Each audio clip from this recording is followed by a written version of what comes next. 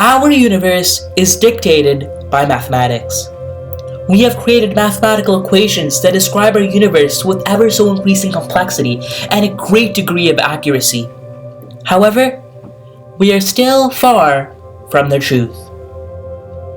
But on this quest to understand our universe, over the past millennia we have gained insights that mankind has never experienced before. We understand how the sun works, and we understand a lot of other natural phenomena. But on this quest, we have encompassed something profound. We have realized and researched and understood the four fundamental forces. After this, there will be a clip displaying one of the four fundamental forces. Guess which force it represents.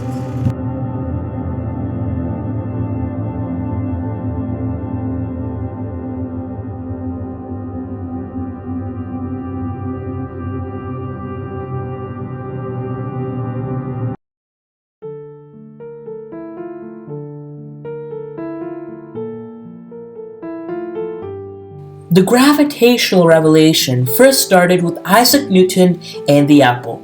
Now we all know the story that the apple fell on Isaac Newton's head, and this led him to ponder about the secrets of our universe and draw a deep connection between the movement of celestial bodies and an apple falling to the center of the earth.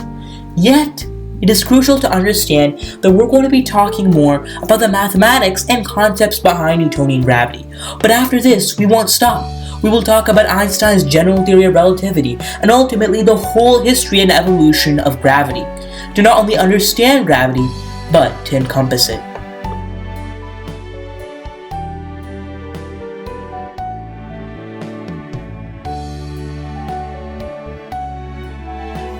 So, what is gravity? That's the question that we will try to be answering in this video. Gravity can be described as a force, which can be defined as a push or a pull. Now, this is Newton's cradle or Newton's pendulum. As you can see, one of the balls in this pendulum is being pulled, which is part of the definition of a force. Now over here, an individual is doing a push-up. He's exerting a force on the earth so he can go up. But Newton saw a deeper connection, because gravity has a lot of other external factors. An apple falling to the center of the earth is the same as a planet revolving around the sun. Or, more specifically, the force or the specific mechanism that is playing both the apple falling to the ground and that is involved in the planets revolving the sun is the same mechanism. Now, what influences these mechanisms and how it works is a question that is related to mathematics, which we'll see in the future of this video. But it's also essential to understand that gravity is spread across our universe, so we need to understand the other factors in play. Mass and distance are in play. Higher mass objects cause a higher gravitational exertion and hence can attract more bodies. Similarly, lower mass objects can cause a lower influence and hence attract lower bodies.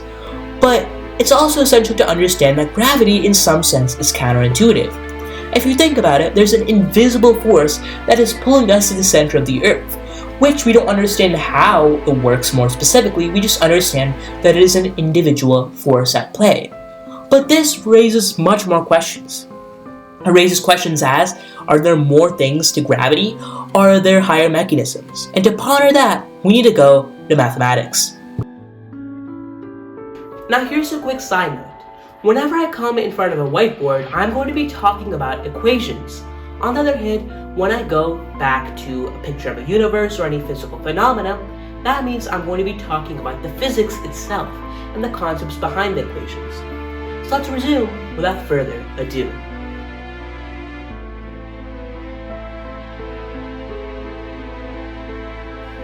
Physics describes our universe. There are a variety of branches in physics, and one is classical mechanics. Classical mechanics translates to the motion of macroscopic objects, or in other words, the motion and behavior of classical-sized objects. But classical mechanics just doesn't describe Newtonian gravity. It describes a variety of other phenomena and can solve a variety of other problems. For instance, if we consider the motion of a truck, this can be described by classical mechanics, related to velocity, and etc.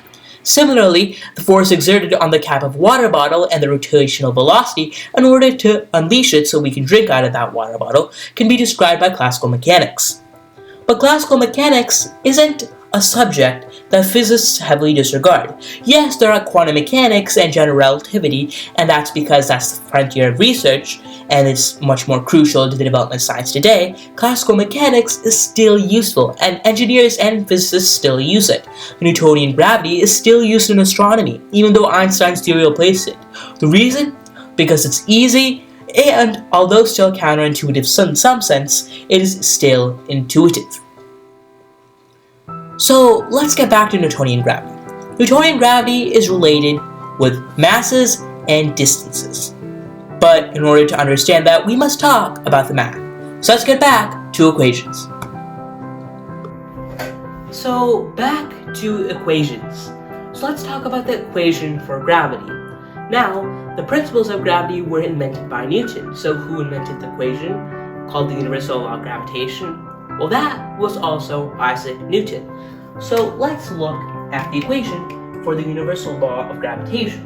Namely, F is equivalent to G times M1 times M2 over R squared. This is also called the inverse square law. But in order to understand how this equation fundamentally works on a real-life system, let's draw a diagram. Now this diagram doesn't represent reality because there's a lot of degrees of freedom that are missed. But it's an accurate representation that helps us understand what this equation actually means. So, we want to find the force on these two objects. We'll call this object A, and we'll call this object B.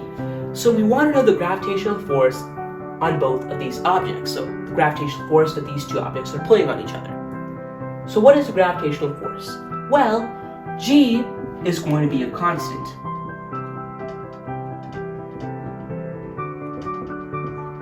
Since G is a constant, we don't have to worry about that. G is just a constant, so we can use that later when we're just plugging it into a calculator. What about M1 and M2? Well, let's write it like this. A has a mass of M1 and B has a mass of M2. Now, what about R squared? Well, R is not the radius, but it's rather the distance. So we have the distance squared. So we'll call this R. R squared represents the distance squared. So as you can see, the gravitational force on A and B that they're pulling on each other is just G times M1 times M2 over R squared, which gives us the force. And we can see this through this diagram. But we need to understand that although we have a solid understanding of the gravitational force because we're utilizing it as a push and a pull, this is not how history progressed. And later, as times progressed, we see Albert Einstein coming in and reforming all of the gravitational force. But let's take a quick detour into understanding Newton's 3 laws of motion, which are fundamental to helping us understand the gravitational force. Newton's 3 laws of motion are covered in every school curriculum across the world. The reason? Because it is crucial to our understanding of science. We'll talk about Newton's 3 laws of motion in great detail, but to do that, we need to go back to the realm of equations, because some of them can be formulated in terms of math. So let's go back to equations. So Newton's 3 laws. How are they related to the gravitational force? Well, as expressed earlier, they are all under the field of classical mechanics. So let's talk about Newton's 3 laws to give us a complete understanding of some of the basics of classical mechanics. And then, after a little bit of talking about the physics behind the gravitational force and the Newtonian sense a little bit further, we will continue with the reformations of Albert Einstein. But let's begin. So Newton's 3 laws. The first one, second one, and third one. Now, I'm not going to coin each of these laws in the regular sense, except for the second law, which is an equation. The first law, consider an object on a table. Let's say a ball on a table. Now, over time, we want to predict the future. Physics is all about predicting the future with given initial conditions. We know that if the ball is at rest with a velocity of 0, we know that in its future, it will stay at this position, unless an external force acts on it. So, an object at rest will remain at rest. Now, what about an object in motion? So similarly, let's take a ball on a table, but this time it's moving with a velocity. Now, what will happen to this ball, given that the table is frictionless? It has 0 friction. Well, and if the table is infinite in length, we know that the ball will continue in its motion forever at a constant speed if we ignore any other factors. So an object in motion will remain in motion unless caused by an external force. So unless external forces are applied. Okay, so that's the first law. It's also called the law of inertia. What about the second law? The second law is F is equivalent to ma. So let's talk about this equation. So F is equivalent to ma. We know that the F represents a force. Usually in classical mechanics, if you see an F, it represents a force. M represents mass, and A represents acceleration. Now, this equation is pretty intuitive to understand, as we have been taught about this equation for a long time in our lives. But I want to get back to acceleration. But let's first go to the third, which is action and reaction. Now, what is the action and reaction law? Well, say that you push a ball. If you push a ball, there's force exerted on you, and there is a force exerted on the ball. There's an equal and opposite force. So if I push a ball, that ball is pushing on me with the same force. But since I have a higher mass, and I'm much more larger and stable than the ball, I do not move and the ball moves, and since I am larger than the ball, I feel a negligible force. Similarly, if you push a tree, it doesn't move because it's a tree. It has a huge mass, it's stationary, it has roots, and etc. But you can feel that there's a force on you, the same force that you exerted on the tree. So that's an action and reaction law. So let's get back to acceleration. So, acceleration, velocity, and position. So position, velocity, and acceleration all have an intricate relationship. How? Well, for the people who know calculus, we know that this is just differentiation. d over dt of x of t is equivalent to v of t. d squared over dt squared of x of t is equivalent to a of t, and the derivative with respect to time and velocity is equivalent to acceleration. They're all related in terms of differentiation, or the rate of change. But what is differentiation related to, or a subgroup of? Calculus. And who invented calculus? Isaac Newton. So as you can see, there's a direct relationship between physics and mathematics. And the theory of fluxions was invented by Isaac Newton. So let's continue with the physics behind the gravitational force. But sadly enough, Newtonian gravity cannot describe everything, and in fact is replaced by a new theory. For instance, Mercury has an intriguing orbit which Newtonian gravity does not describe, and at extremes of size and extremes of mass, Newtonian gravity cannot describe the universe at an accurate scale. So, the necessity of a new theory is required. That is when one genius changes the whole level and the whole status quo of physics, namely Albert Einstein and his general theory of relativity.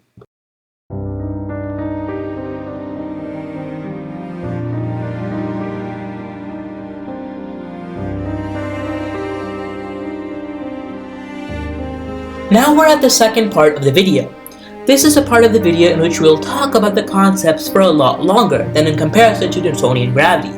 The reason is because all of us have been experienced with Newtonian gravity since middle school, elementary school, and perhaps even high school. But general relativity is not often taught in schools. Maybe in some schools, but probably not.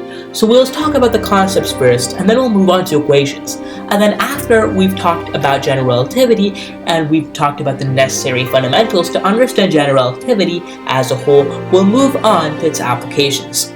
So let's begin without further ado.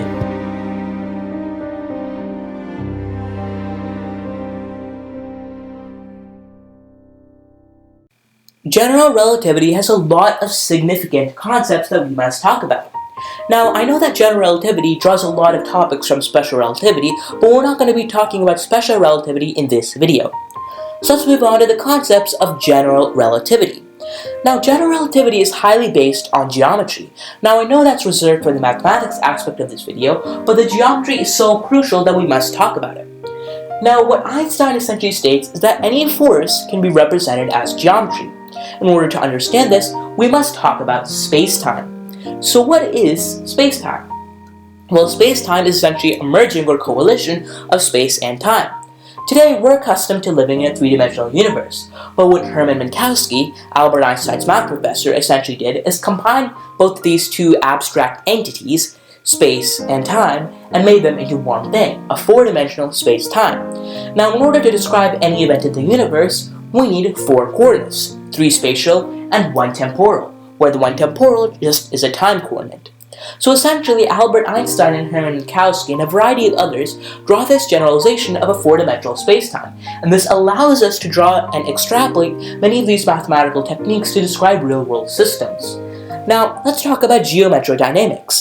This word seems pretty complicated, but is inherent to general relativity and spacetime. Geometrodynamics is a study of spacetime in a complete perspective of geometry. Now, let's talk about forces and how they relate to curvature. Now, consider the four-dimensional spacetime to be a two-dimensional plane. If you place anything with a mass on this two-dimensional plane, you will ultimately curve the surface, and this curvature is what other objects experience as a force, because the trajectory of the object gets changed because of the inherent curvature. The object feels as if a force is pulling on it because the object itself cannot see the spacetime. So that's essentially how Albert Einstein, Hermann Minkowski, and a variety of others put it. Curvature is essentially the primary thing for force. So whenever you have a curvature, that means you feel a force. And that's a pretty broad generalization, but that's what general relativity and spacetime encompasses. So let's talk about one more thing that is inherent to geometry and spacetime, a geodesic. Well, what is a geodesic? Well, as we will later see in the mathematics aspect, a geodesic is primarily the shortest path between any 2 points. If we consider any curved surface, and in this curved surface, you only can go on the surface of that curved surface, you can't go through the curved surface, it means that if you're on point A to point B, the shortest trajectory, the shortest path, won't be a straight line. Rather, it would be a curved line. And this is what we call a geodesic. A geodesic is the shortest path on a curved surface between any 2 points.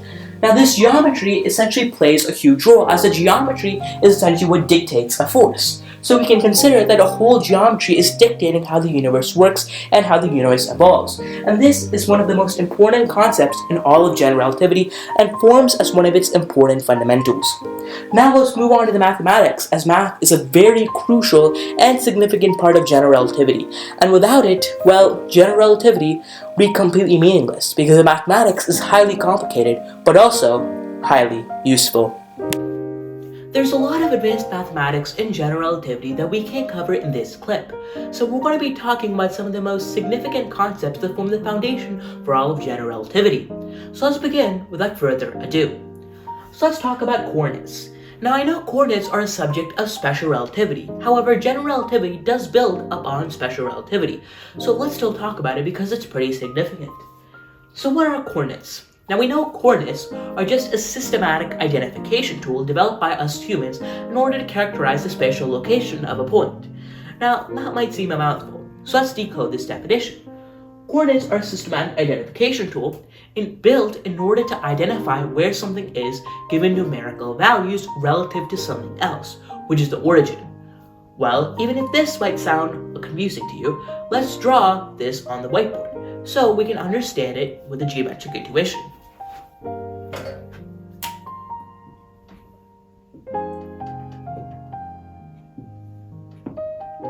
So this is a 2D coordinate system. Now obviously, from algebra we know that this is the origin, which we'll label point O. Now, let's first conduct a test. Now this test will show us how this coordinate system works. So let's say we have a point over here, which we'll call point A. Now, what are the coordinates of this point A? Well, the coordinates of point A is composed of two numerical values. They are a sub x and a sub y. And therefore, we can construct this coordinate system. And we've just constructed our first coordinate. Now, this can be represented as a Cartesian coordinate system. Now, there are a variety of others of coordinate systems. For example, there are spherical coordinates, there are cylindrical coordinates, and there are polar coordinates. And I've talked about polar coordinates on this channel. So if you would like to learn more about that, please view that video. Okay, so this can be considered as a Cartesian coordinate system. But what is a coordinate system? Well, the quantities a sub x and a sub y are directly related to O. But it's only related to O in a very specific sense. Well, we might be thinking, how are they related to O? Well, it's because of the coordinate system itself. You see, AX and AY are kind of relative. Now let's say I draw another coordinate system. Let's say this coordinate system goes like this, and this other system goes like this. This is the origin now, we'll call O prime. And now you see this point over here. This point, which is the original origin, is different. It's not the same origin. But let's consider point A. As you can see, this is a prime sub y, because we're considering this to be a prime as well in a sense. And this is a prime sub x. So the coordinates of point A would now be a prime sub x, comma a prime sub y. So, as you can see, these coordinates will obviously differ from these, because you can see that a prime y is less than a y. As you can see, a prime x is farther than a sub x. So a prime sub x is farther than a sub x. So as you can see, the coordinates differ. A prime sub x is not equivalent to a sub x. So a prime sub x is not equivalent to a sub x, and a prime y is not equivalent to a sub y. So these coordinates are not inherent to the system. They're not inherent to point A itself. So if I give you any point in this world, or in this universe per se, if you give me a coordinate, that means it's relative to your origin. It's relative to your coordinate system. However, if I give you a coordinate for that point, that means it's relative to my system. There's no universal coordinate system defined in our universe. It's relative. But can we translate between these two coordinate systems? Of course we can. And you can transform using some specific relations. If you know the specific relationship between these two coordinate systems, I can tell you a point that's on my coordinate system and you can transfer it to yours because of some inherent mathematical properties. So as you can see, they're relative. There's no absolute coordinate system. So this is essentially how we know that coordinates are a systematic identification tool developed by us humans using two axes to represent each point. And they're relative, they're not absolute. And this kind of decodes our definition because it's something put in place for us to represent the spatial location of a point given numerical terms, because ax and ay are in numbers. Because let's say I pick a point over here. How would you describe this point? Well, you can't. It's just a point. You may say it's relative to something else. It's beside this, it's beside that, or etc. But you specifically don't know where it is. But how do we know that numerically? Well, we can assign a coordinate system and then we can define it in numbers, and hence we can get a coordinate system or a coordinate for that specific point and define it in spatial terms. Okay, now that we've talked about that, let's move on to the geometry/dimensions aspect. So, as you can see, this is a two-dimensional coordinate system, hence we need 2 points to characterize any given point on this coordinate system. Now, there will be an importance of why we have 2 coordinates right now and why we should have a little bit more coordinates when we talk about the 3-dimensional version. So let's talk about this in 3D. So, let's erase this. And let's talk about it in 3D. Now, the branch of mathematics which deals with the geometry and algebra of coordinate systems and the coordinates is called analytic geometry. So let's consider this 3-dimensional system. This is the z-axis. This is the y-axis. And this is the x-axis. So, how would we define a point? Well, let's say we have a point called K. To define this point, we would find K sub z. We would find K sub x. And we would find, however, K sub y. Now, this line over here doesn't really represent K sub y because in this case, K just does not have a y coordinate, it just has all x and z coordinates, so which means we could treat the y coordinate to be 0. But if we do imagine for K having a y coordinate, we're just saying that it would be over here per se, as an example. So K sub x, K sub y, and K sub z would all define this coordinate K over here. Now, this is a coordinate system, and we already talked about it in 2D. We just added another dimension. And this talks about dimensionality. We've added another dimension, so we need another spatial coordinate. But let's go into the realm of events. So right now, we've been talking about the realm of points. Now let's go into the realm of events. So what's the difference between the realm of points and the realm of events? Well, events are practically just things that happen at certain points, where points are just points. Now, we're giving the special importance that events have more meaning than points. Now, let's distinguish this. So consider a point over here we call R. R is where something important happened. For instance, let me take this cap of the marker and let me throw it up. If I throw it up, the point at which it touches this point over here is what I want to know. I want to know the complete information about that. Well, how would I encode it? Well, obviously, I would assign a coordinate system relative to the origin, relative to me, and then I would measure it, and then boom, I would get its numerical coordinates. Let's say that coordinate is R. Let's say this point was R over here.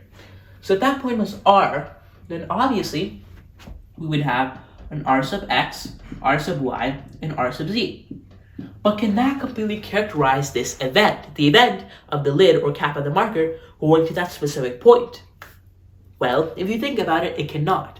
The reason is because not just that we're in a coordinate system, but we don't have a temporal dimension. So what is a temporal dimension? Well, a temporal dimension is essentially a dimension for time, and we denote that by t. Now, I can't draw another dimension right here because we don't know how 4 dimensions look like. But if we were to, I would draw another dimension for time. And now if we assign a time coordinate, r sub t, then we would get something complete. Because at the specific time, then only will we know when this marker touches that specific point. Because there could be so many events that have happened through that point, we don't know. But we only want this time at which it does that. And therefore, we can get this by adding a time coordinate. But what does this do? We've added a time coordinate, but we don't have any time type of system over here. So what do we do? Well, mathematically speaking, all we would do is we would add another dimension. But what would that make it? It would make it 4 dimensions. Hence, we're no longer dealing with r to be in 3 dimensions. We're dealing with to be 4 dimensions. And that happens with the intervention of another point. So just by including another time point, we have included another dimension, which makes us 4D. And that perhaps makes the formation of a specific foundation we call spacetime, which is 4-dimensional continuum. So as you can see, to describe any event in the universe, we need a time coordinate added with the 3 spatial coordinates, because we live in a 3D spatial universe. But if we were to combine it, we live in a 4D universe, 1 temporal dimension and 3 spatial dimensions. So that's something important to distinguish.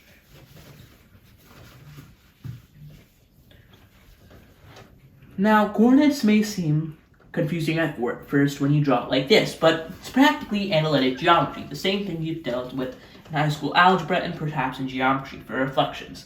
The reason you might think this is kind of counterintuitive that coordinates are relative is because oftentimes in exams you see, well, write the coordinates of this point. And then you may think, okay, let's look at the x-axis and y-axis, because they give you 1 point relative to origin, and you may think that's the only universal coordinate system, because you'll never get a coordinate system that's like tilted at an angle. You'll always get one that's straight to your line of vision in a sense.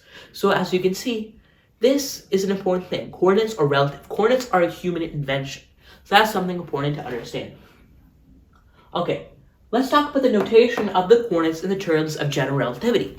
Well, as you can see, the time coordinate can be expressed as x with a superscript of 0. Now, usually, in our example, in what we did, I chose our notation to be a sub x, or r sub x. But especially for time, I chose it to be t, because t stands for time. But in general relativity, you could use t, but oftentimes you use x0.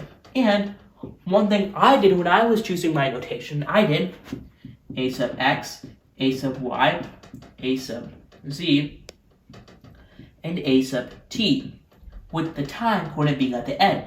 But in relativity, or in general relativity, the time coordinate is being put in the front and has 0. In the indices, we don't start with 1, rather we start with 0. So this represents time, and x sub 1 represents the first spatial, and then x2 represents the second spatial. So in a sense, we could write it like this. So the time coordinate would be x0. I'm just putting parentheses for emphasis. The first spatial coordinate could be x1. Likewise, the second, x2, and the third, x3. Now, how would I write this? Perhaps you may ask. How to write it in complete coordinates? Well, I would just do this. X sub 0, well, x superscript 0, x1, x2, x3, and then end parentheses. So that's how I would characterize it overall. And that's a specific notation in general relativity. Okay. So now that we've talked about the geometry of coordinate systems, the dimensions, and the notation of the coordinates itself, we can move on to matrices. Now, in quantum physics, and as well as general relativity, matrices have a very significant advantage. Well, you may be thinking, Well, what about matrices? Why are they special?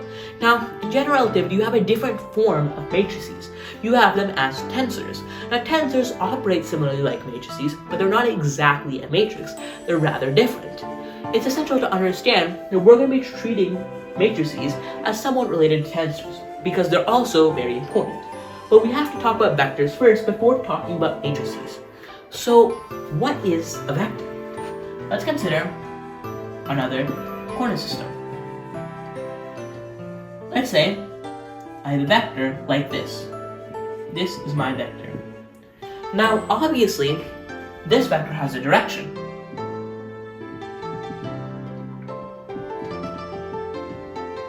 But let's say I draw another vector like this. What's another difference between these two vectors? Well, easily, you know, it's the size of the vector, the length of the vector, but in vector physics or vector mathematics, we term it as magnitude, which practically just means the size. So as you can see, we have a size. This is a size. This has a size, and this has a size. But the direction is different. The direction of this vector is different from this vector, and that gives a significant advantage. So let's say I draw another vector like this. Let's say they have the same length. Now I'm using geometry notation, but it might not apply to vectors. Let's just say they're the same length, and I invent a new notation that says that means it's the same length. They're congruent in a sense. Now the direction, however, is different. Hence, so for instance, the direction from the y-axis is different. Hence, both of these would not be equal, and hence these are different vectors. So what is a vector? It's anything with direction and magnitude, and we call that a vector quantity. For instance, velocity is a vector quantity because it has a direction and magnitude, whereas speed is a scalar quantity. But what is a scalar quantity? Well, let's think of it in common sense. A vector has magnitude and direction. Now, magnitude is a size, and size, let's just say, is a number. So, size of 5, size of 10, size of 11. So those distinguish it. What about a scalar? Well, obviously, a scalar can't just have a direction, as north, south, east, or west, or whatever, but it has to have a size. It can be 0 size, 1 size, 2 size, or 3 size. So a scalar quantity is anything that has a magnitude but no direction, and we term that as a scalar quantity. Well, what about the n times n and n times m matrices? So what is a matrix? A matrix is a collection of objects. So, 1, 2, 3, 4, 5, 6, 7, 8, 9 as one matrix. We'll call this A. What about R? R, we can say, is 1, 2, 3, 4, 5, and 6. So this is matrix R, and this is matrix A. So these are practically an array, per se, of elements. This is a matrix of elements, and over here we have two matrices. Now, let's talk about n times n and n times m matrices. So what's n times n and n times m? Let's first talk about n times m. This is the amount of rows. It's the amount of columns. The rows here are 1, 2, 3, so we have 3 rows. How much columns do we have? 1, 2, 3. 3 columns. Now, whenever we have the same thing for rows and columns, we can write that as an n times n matrix. Now, what happens when you multiply them? You get n squared. So matrices in which the rows and columns are equivalent, we call those square matrices. And we can write them as n times n matrices. What about this? This has 3 rows, but this has 2 columns. So we say 3 by 2. This is 3 by 3, and that's 3 by 2. So essentially, in order to denote the size of this matrix, what do? Well, we practically just use a shorthand notation in order to denote the size. To denote the size, or how much elements it has, we use this basic thing. Let's multiply them. 3 times 3 is 9. This has 1, 2, 3, 4, 5, 6, 7, 8, 9. 9 elements. 3 times 2 is 6. Well, 1, 2, 3, 4, 5, 6. We have 6 elements. So as you can see, we have n times n amount of elements here, or n times n amount of elements here, and we have n times m amount of elements here. So that's something very interesting about matrices. Now, before we go on to geometry, geometric dynamics, and whether they're Euclidean, non-Euclidean, or etc., let's talk about something very important: the vector field. Now,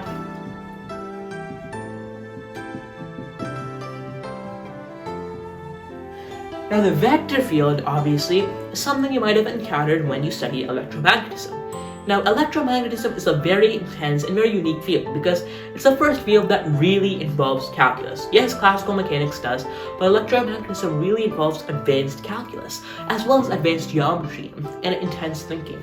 Electromagnetism gives you some practical applications, such as Maxwell's equations. For instance, the divergence of the magnetic field is equivalent to 0. The no magnetic monopole rule.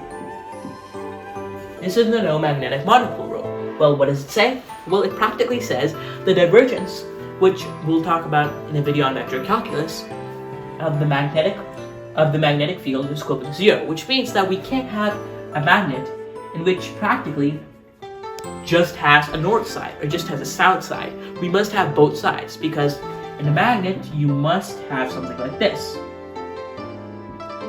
Something going in, something going out. So practically like this. You can't have something which just goes out or something which just goes in. So that's a little bit of electromagnetism. So what are vector fields? Well, consider another coordinate system. Now, if we consider this coordinate system, each point, this point, or this point, has a corresponding vector attached to it.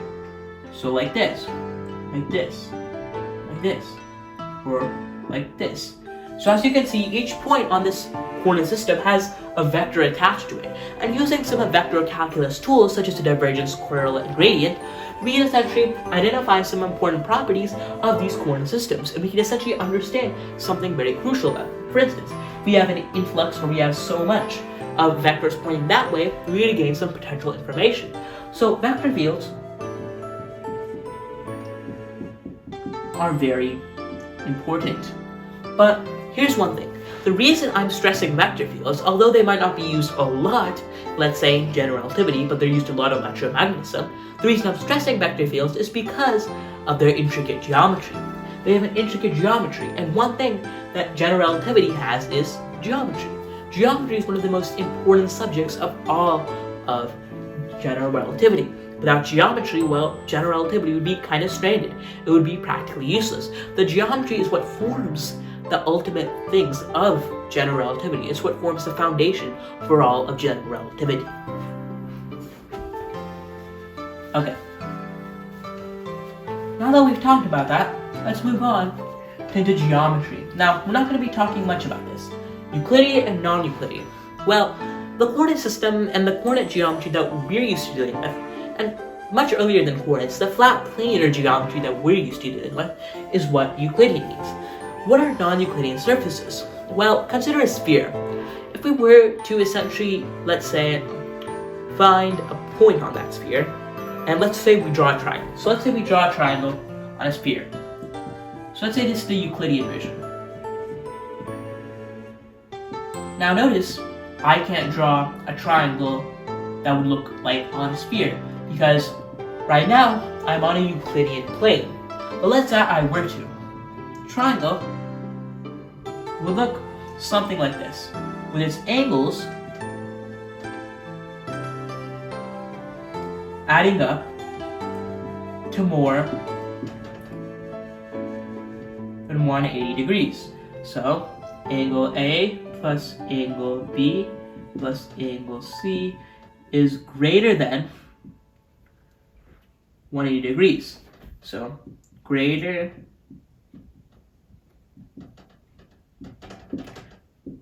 Now locally, so if we zoom very little on that sphere, it looks as if it's flat. And in fact, maybe it could be equivalent to 180 degrees. But if we draw a huge triangle, it will not be equal to 180 degrees. It will be greater than that. And this is in spherical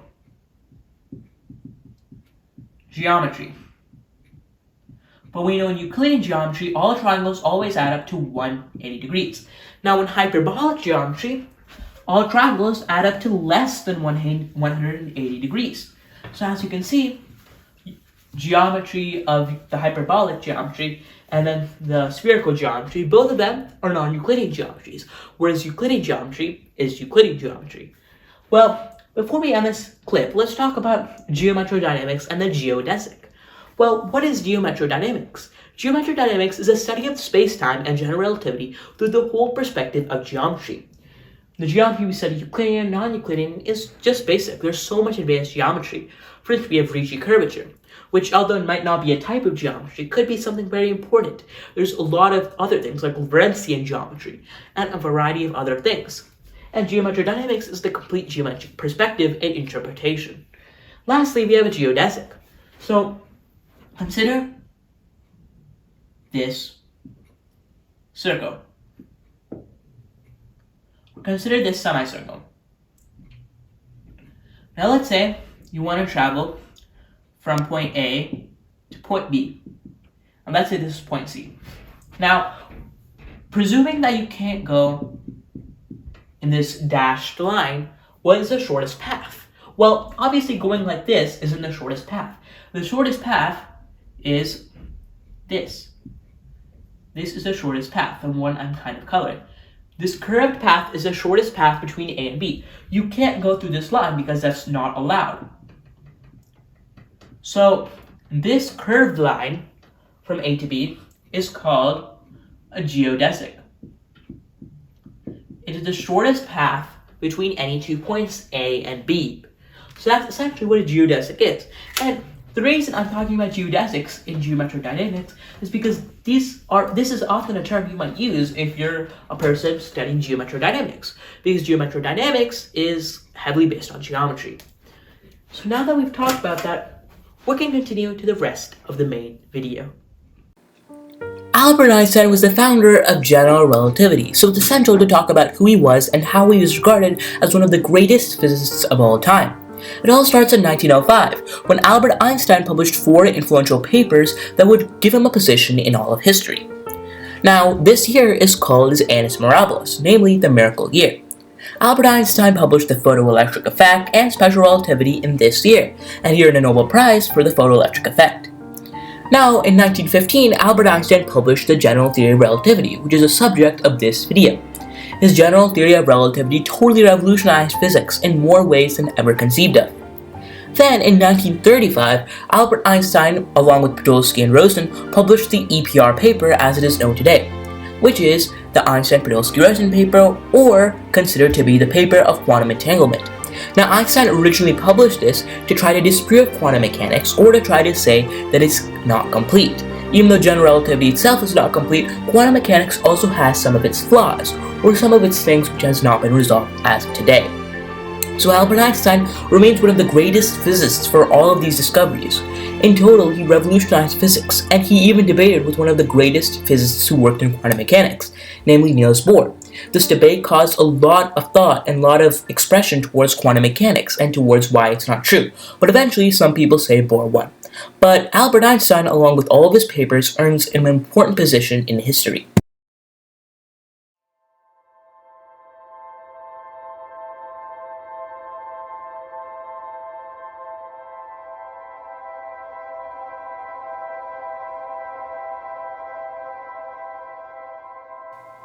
Well, has the general theory of relativity been experimentally verified? Of course it has. There's been tons of examples in which general relativity has been experimentally verified, and we will talk about that in this video. But, is general relativity complete? Sadly, general relativity has a lot of its own flaws. Like Newtonian gravity previously, general relativity is not complete. But let's continue to talk about the applications of general relativity and how it is successful so far. Well, how did we prove Einstein's general theory of relativity? It all starts in the Eddington experiment and the 1919 eclipse. Now, Eddington was an astronomer and a famous cosmologist. Now, in order to test Einstein's theory, he talked about some of its consequences. Now, Einstein's theory predicts that whenever light is passing through a huge gravitational body, such as the sun, the light would be bent, and hence we would get a bent view of the rest of the universe. Now, although there's a lot of factors other than this, Arthur Eddington tried to test this using the 1919 eclipse, which had some immediate consequences. In the end, Albert Einstein's theory was confirmed and his predictions did work, in comparison to Newtonian gravity, whose predictions did not work as well as Albert Einstein. This showed that Albert Einstein's theory was much more influential than Isaac Newton's theory, and it was proved like that. Any good theory in physics should have a lot of applications inside physics itself and outside of physics, such as engineering. Now, Albert Einstein's general theory of relativity has a variety of applications, for instance in the global positioning system, or otherwise known as the GPS. A GPS uses a lot of satellites, and these satellites need general relativity to account for a variety of factors and phenomena in order to accurately describe a position and the path which we need to go. But Albert Einstein's theory also has a lot of applications inside of physics itself. For instance, in cosmology and astronomy per se, there are a lot of applications. Cosmology is based on Albert Einstein's general theory of relativity. We can study the Big Bang and the gravitational effects on the singularity of the Big Bang using Albert Einstein's general theory of relativity. If you've learned about black holes, you know that black holes have an infinite density. Well, the reason we get this infinite density or this infinite quantity is because of Albert Einstein's general theory of relativity. This predicts an infinite density in the singularity. But Albert Einstein's theory also has a variety of other essential applications. For instance, in cosmology, we can also use Albert Einstein's general theory of relativity to predict the flow of the universe in the future. We can predict how the universe will behave in the future using Albert Einstein's equations gravitationally. So Albert Einstein's equations does do a good job of the gravity required to describe. We can use Albert Einstein's general theory of relativity to describe gravity in ways which Newtonian gravity couldn't. But Albert Einstein's theory is still flawed. So we need to create a resolution for this, and this is where we get quantum gravity. Now, quantum gravity and a variety of others are a topic of the other section, which we'll talk about further in this video. But let's continue to more applications. Albert Einstein was one of the greatest scientists, but he essentially got one thing wrong, and he called it his biggest blunder. So let's talk about this very interesting story. So Albert Einstein himself believed that the universe was static. This means that the universe did not expand or shrink. Now, Albert Einstein's equations predicted that the universe expanded. Now, what did he do in order to rectify his equations? Well, he added a cosmological constant. This cosmological constant essentially made his equations show that the universe was static. But this was later proved wrong. And it was proved wrong by Edwin Hubble, one of the greatest astronomers of the 20th century. Well, what did Edwin Hubble do? Well, he saw the observation that the universe was expanding. And he did this through redshift. Redshift is the principle that if you have an observer and an object, and the object is moving away from the observer, the light reflected from the object will move towards the red end of the spectrum. Whereas if the object is moving towards the observer, the light reflected from the object will move towards the blue end of the spectrum. And this is coined redshift and blueshift respectively. So Edwin Hubble used this principle, and when observing the universe, later saw that the galaxies were moving away. This could only mean one thing, that the universe was expanding.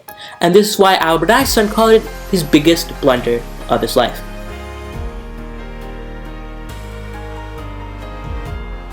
A theory of everything. Now, this may seem contradictory to popular belief because you might think a theory of everything, well, that's impossible. But it is actually related to the four fundamental forces, and physicists have been trying to create a coherent theory.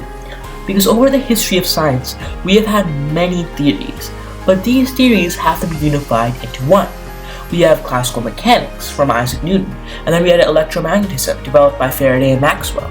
But how are we supposed to make them into a single theory, a theory that can describe practically everything in the universe?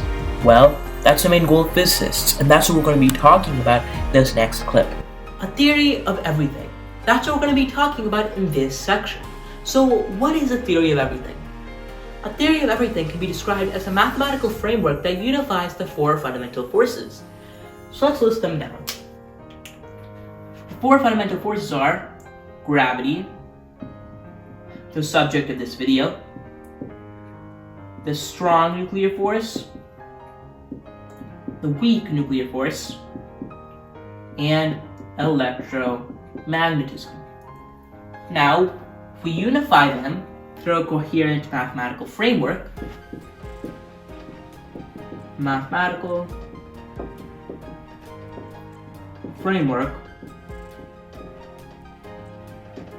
we can arrive at a theory of everything. It's often abbreviated as TOE for theory of everything. So that's essentially what a theory of everything actually is, trying to unify these forces. Now, the reason I chose gravity to be the first video of this series is quite subtle and quite important and related to this theory of everything. So let's first talk about the scaling. Now, what do I mean by scaling? Well,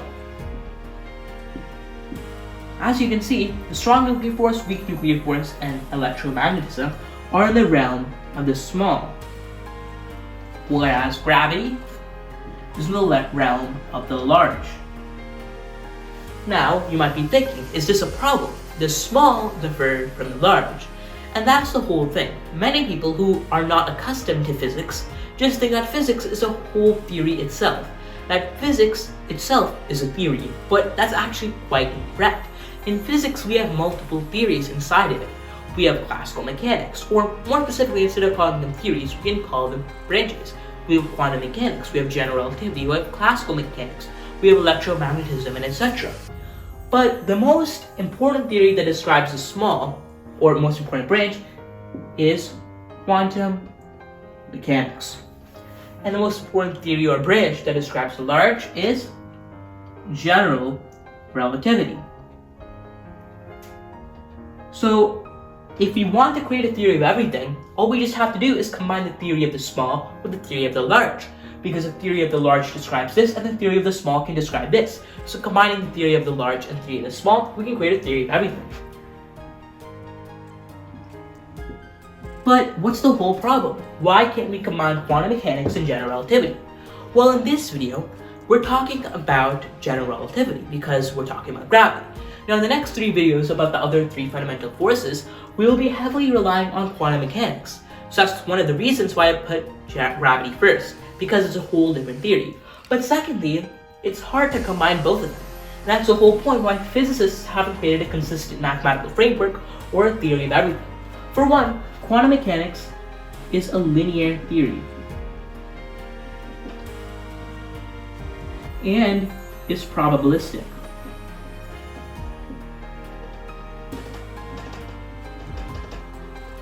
So, what do I mean by probabilistic and linear theory? Well, linear theory deals with linearity. If you want to learn more about that, please visit my video on linearity of quantum mechanics. It's a lot about the mathematical aspects, where probabilistic is something unique to quantum mechanics. We've probably seen delta x delta p greater than or equal to h bar over 2 in this channel, or in general if you're accustomed to physics. This represents Heisenberg's uncertainty principle, which practically just forms probabilism in a sense. Probabilism states that we can't know things with deterministic accuracy. We can only know them with the probability. The whole notion of quantum mechanics is determined with the probability, and Heisenberg's uncertainty principle states that the more we know about the position of a specific system, the less we know about its momentum, and vice versa. So as you can see, quantum mechanics is probabilistic, but general relativity is a non-linear theory. The opposite of the mathematics. Linear theory is quantum mechanics. Quantum mechanics is a linear type of mathematics, whereas general relativity is non-linear. And general relativity is deterministic. So there aren't a lot of probabilities as in quantum mechanics. So as you can see, these two unique qualities can kind of separate them. So what do we need to do? We need to create a theory that both combines both of them. So we need to create some type of theory. This theory can combine both of the aspects of quantum mechanics or general relativity. Or we can create some random theory out there which is not related to any of them, but can uniquely describe these 4 fundamental forces. And we can use some principles from these. So that's the whole point of what physicists are doing now. But before we go on to those separate theories, let's talk about the graviton. Now, the standard model of particle physics has particles for each of these, and we've identified them. For instance, the strong nuclear force has the gluon, the weak nuclear force has the W and Z bosons, and the electromagnetic force has the photon. However, when we consider gravity, we need a particle that's a graviton. However, gravity does not have a specific particle. Gravity is not itself a particle. or so far as we know. So there's a theory, or there's a proposal per se, that we have another particle, which we call the graviton. But this graviton has not been experimentally verified. So that kind of rules out one of our things. We need experimental verification for particles. What about quantum gravity? So like a theory of quantum gravity. Well, the mathematics of quantum mechanics and general relativity don't interfere well with each other, because you get infinities when you plug in certain values and certain constants and etc. And when you get infinities in physics, that's practically just something that states that your theory is not working properly. Because in physics, infinities are not supposed to be a good thing. So what did physicists do in the past? Well, they used renormalization, a mathematical technique which can resolve these infinities. But today, for the relation of quantum mechanics and gravity and general relativity, in that case, when we get infinities, renormalization doesn't work. So we need a new mathematical technique. So that doesn't work as well. So quantum gravity and graviton practically doesn't work. So we need another theory of quantum gravity. So we can get loop quantum gravity, which is another one of the theories that are arising right now. And they use a lot of the principles of quantum mechanics and general relativity. The quantum gravity, in the name itself, has quantum and the thing that general relativity is trying to represent, gravity. But over here, we have a whole new different theory, which we can call string theory. This is one of the most popular theories today. Now, I know that string theory could be considered to be related to quantum mechanics and general relativity, but the reason we're placing it over here is because string theory has a totally different set of mathematics applied to it. We have a mathematical framework over here. That's what we need to use to describe these four fundamental forces. However, quantum mechanics is described by applied math, and same with general relativity, applied math. But string theory has been using a lot of pure mathematics. In the past, pure mathematics has not been used oftentimes in physics because pure mathematics is so pure that mathematicians do it without thinking about real-life applications. But string theory has even produced more pure mathematics, so physicists have producing pure mathematics. And these two often not related fields have combined. So if we consider pure mathematics and physics, the subject interconnecting them is string theory. So the reason I'm putting it over here is because it uses a lot of pure mathematics, like number theory and etc. So string theory is the most mathematically rigorous theory. And over here, as you can see, it involves pure mathematics. Edward Witten, one of the founders of M theory, which is essentially M theory, which essentially just takes string theory and a variety of others of string theory, like type 1 string theory, type 2 string theory, etc., and combines them into a single theory. That's M theory. And M theory's founder, Edward Witten, essentially got a Fields Medal, the highest award in mathematics, for developing it. And he's a physicist himself. So as you can see, the mathematics for string theory is very rigorous and very advanced, such that it's really related to pure mathematics. And even you can win Fields Medal, and Fields Medals are usually identified to pure mathematics.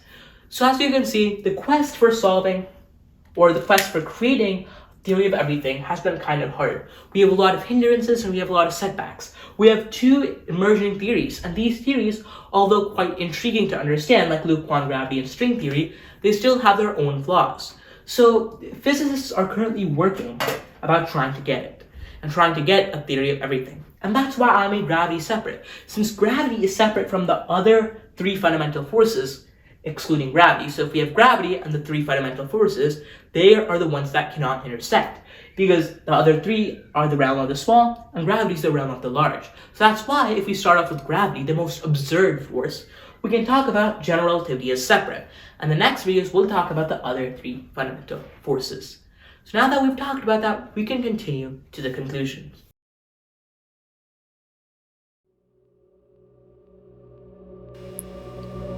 We have went on a journey encompassing the history of gravity and general relativity. We have talked about the evolution of a theory, an evolution of a theory of gravity from its beginning stages all the way to its current stage. We've talked about its accompanying mathematics and also saw its mathematical complexity increase. We first taught by differentiation and basic mathematics. But then, we progressed forward into the realm of matrices, geodesics, and geometrodynamics. Yet, on this quest, we have gained insights that many people have not realized before. This quest has taught us that science attempts to get 100% accurate on everything, but we're nowhere close to that. Even today, many of our theories are not complete. General relativity is not complete. There are many flaws in science today itself, and we know that in order to rectify them, we must push further. We must push the boundaries, develop much more mathematical tools, and we are on the quest to doing that. Science is not stable. It's continually moving, but this time, it's moving with scientific credibility underlying it, scientific validity, experimentation on its foundation. But one thing is for sure, science will always change, and it will change until we have a complete understanding of our universe.